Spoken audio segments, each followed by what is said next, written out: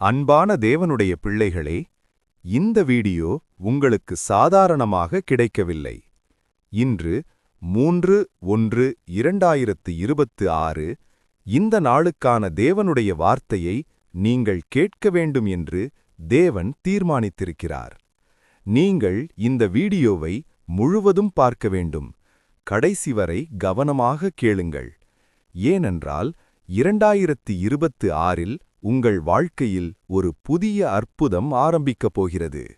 இன்றைய வேத வசனம், கர்த்தர் உனக்காக யோசனை செய்கிறார், தீங்கிற்காக அல்ல, நன்மைக்காகவே, உனக்கு எதிர்காலமும் நம்பிக்கையும் கொடுக்கவே. எரேமியா 29:11. இந்த வசனத்தை ஒரு முறை மனதில் வைத்துக் கொள்ளுங்கள். இந்த வசனம் யாருக்காக? சோர்ந்து போனவர்களுக்காக, மன அழுத்தத்தில் இருப்பவர்களுக்காக, வாழ்க்கையில் என்ன செய்வது என்று தெரியாமல் நிற்பவர்களுக்காக.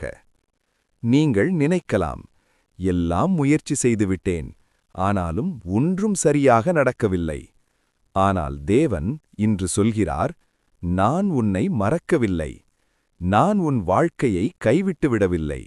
நான் உனக்காக யோசிக்கிறேன். அது தீங்கிற்காக அல்ல, அது நன்மைக்காக.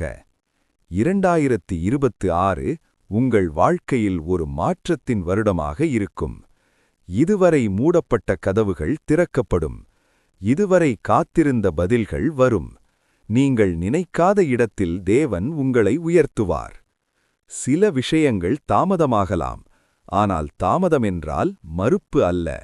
தேவன் சரியான நேரத்தில் சரியான காரியத்தை செய்கிறார்.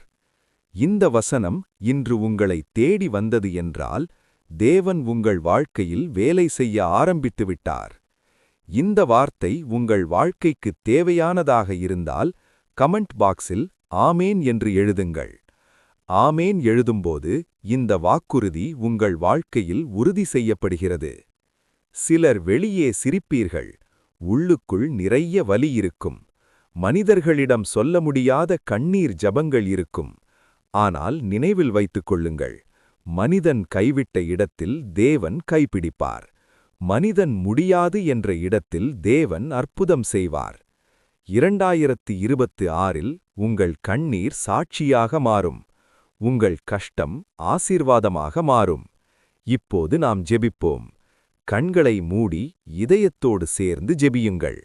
கர்த்தாவே இயேசுவே, இந்த வீடியோ பார்க்கும் ஒவ்வொரு பிள்ளைக்காகவும் உம்மை ஸ்தோத்திரிக்கிறோம். 2026இல் அவர்களின் வாழ்க்கையில் புதிய அற்புதங்களை ஆரம்பியுங்கள். சோர்ந்த மனங்களுக்கு புதிய பலம் கொடுங்கள். பயந்த இதயங்களுக்கு உமது சமாதானத்தை கொடுங்கள். நோயில் இருப்பவர்களுக்கு சுகம் கொடுங்கள். வேலையில்லாதவர்களுக்கு வழி திறக்கவும். குழப்பத்தில் இருப்பவர்களுக்கு தெளிவு கொடுங்கள். இயேசுவின் நாமத்தில் ஜெபிக்கிறோம். ஆமேன். இந்த ஜெபம் உங்களுக்கு ஆசீர்வாதமாக இருந்தால், டெய்லி பைபிள் தமிழ் சேனலை சப்ஸ்கிரைப் செய்யுங்கள்.